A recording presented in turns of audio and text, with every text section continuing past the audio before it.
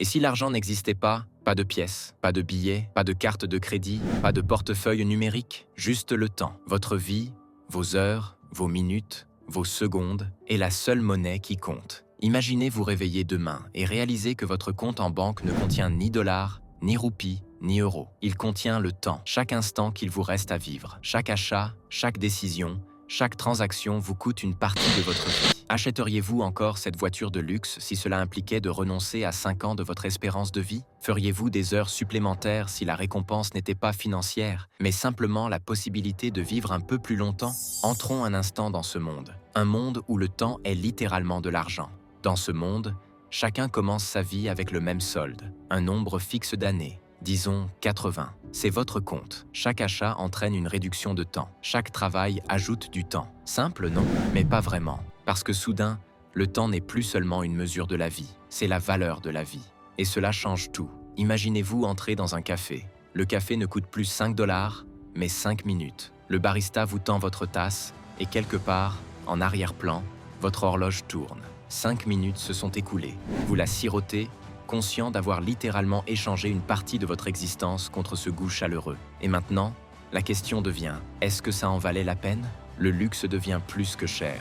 Il devient mortel. Cette nouvelle voiture de sport, peut-être vous coûte-t-elle 10 ans de votre vie. Un petit appartement en ville, peut-être 30 ans. Soudain, chaque décision vous oblige à peser le pour et le contre de la survie. Mais qu'en est-il du travail? Si le temps est la seule monnaie d'échange, travailler ne rapporte pas d'argent, mais la vie elle-même. Un ouvrier du bâtiment gagne peut-être 12 heures supplémentaires par jour pour un travail pénible, tandis qu'un ingénieur en technologie en gagne 24. Ceux qui travaillent plus vite, plus intelligemment ou plus dur vivent plus longtemps. Ceux qui ne le peuvent pas disparaissent plus vite. Les inégalités existeraient toujours, mais aujourd'hui, ce n'est plus une question de richesse, c'est une question de temps. Les riches ne sont pas seulement à l'aise, ils sont immortels d'une certaine manière. Ils peuvent acheter du temps, l'investir, l'échanger, le thésauriser. Et les pauvres, ils vivent au jour le jour, minute après minute, en regardant leurs horloges s'éteindre. Imaginez les rues. Les panneaux d'affichage n'affichent pas les prix, mais le temps. Un hamburger coûte 20 minutes. Un nouveau téléphone, 2 mois. Un diplôme universitaire, peut-être 10 ans. Certains ne mangeraient jamais au restaurant. Ils économiseraient leurs minutes pour quelque chose de plus important. D'autres se feraient leur plaisir et mèneraient une vie courte mais agréable. Et puis, il y a ceux qui se démènent sans relâche pour gagner un peu de temps avant que leur horloge n'atteigne 0. Le crime existerait-il? Oh, absolument. Mais il ne s'agirait pas de voler de l'argent, mais de voler des vies. Les pickpockets ne s'en prendraient pas à votre portefeuille, mais à votre montre-bracelet qui enregistre votre espérance de vie. Un braquage de banque signifierait littéralement que quelqu'un volerait des années de vie à des centaines de personnes d'un coup. Et pensez aux prisons.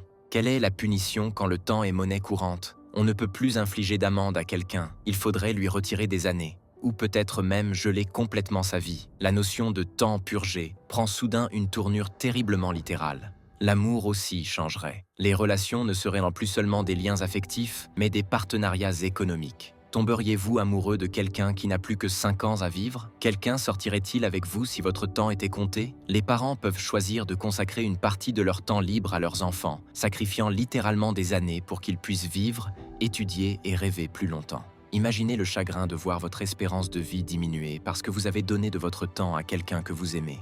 Les gouvernements deviendraient une toute nouvelle réalité. Impôts.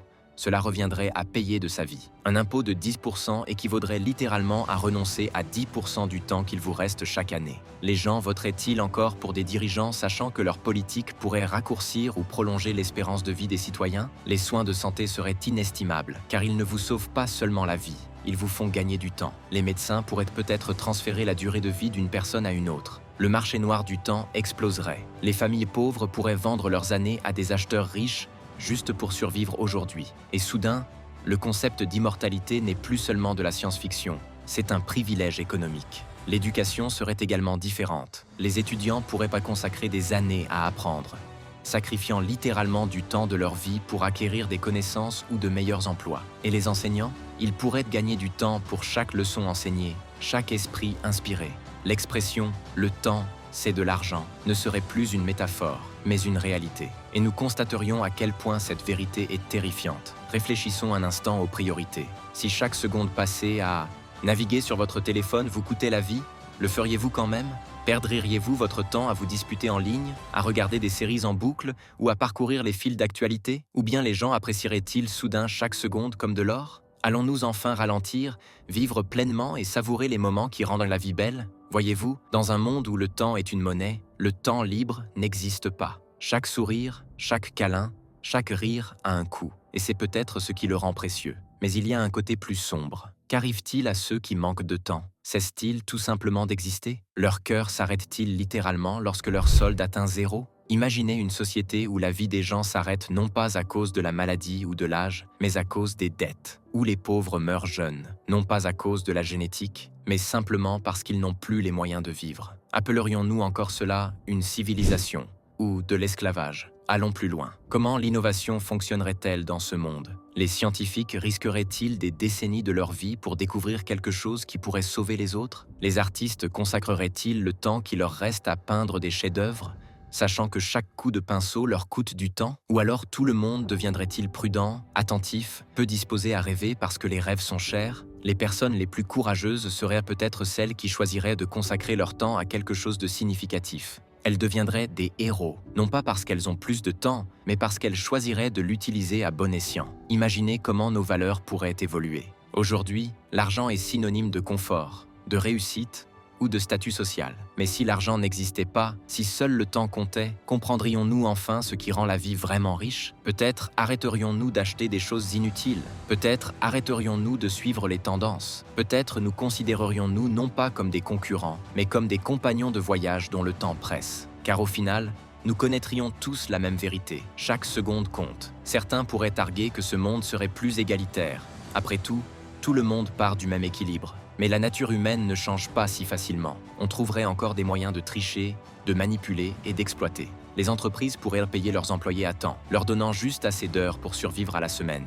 Des banques de temps apparaîtraient, prêtant des heures à des taux d'intérêt élevés, enfermant les gens dans des cycles d'endettement à vie. Et l'ironie, plus on doit de temps, moins on a de temps pour rembourser. C'est un système qui se nourrit de lui-même, tout comme le nôtre le fait actuellement. Pourtant, peut-être y a-t-il une leçon cachée dans cette expérience de pensée. Car même aujourd'hui, si nous n'échangeons pas des minutes contre des repas, nous échangeons du temps contre de l'argent. Nous passons des heures au travail pour gagner un revenu et nous dépensons cet argent pour des choses qui nous prennent encore plus de temps. Nous prétendons économiser de l'argent, mais en réalité, nous essayons d'économiser du temps. Il est temps de se détendre. Il est temps de rêver. Il est temps de vivre. Peut-être que ce monde, où le temps est monnaie courante, n'est pas si différent du nôtre. Il rend simplement l'échange douloureusement visible. Si vous saviez que votre vie défilait à toute vitesse à chaque fois que vous consultez les réseaux sociaux ou que vous vous inquiétez de l'avenir, à quel point vivriez-vous différemment? Poursuivriez-vous les mêmes objectifs? Parleriez-vous aux mêmes personnes? Remettriez-vous encore le bonheur à plus tard? Peut-être diriez-vous enfin non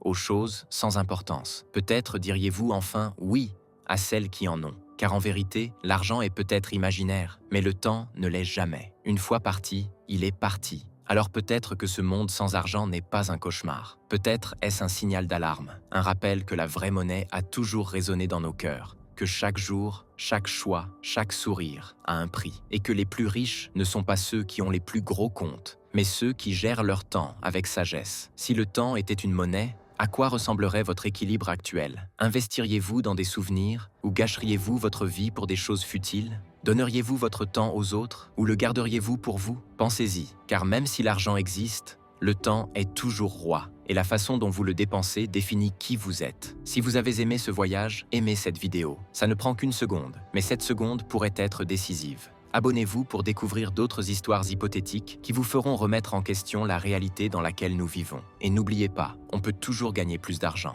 mais jamais plus de temps. Alors dépensez-le intelligemment, parce que le temps presse.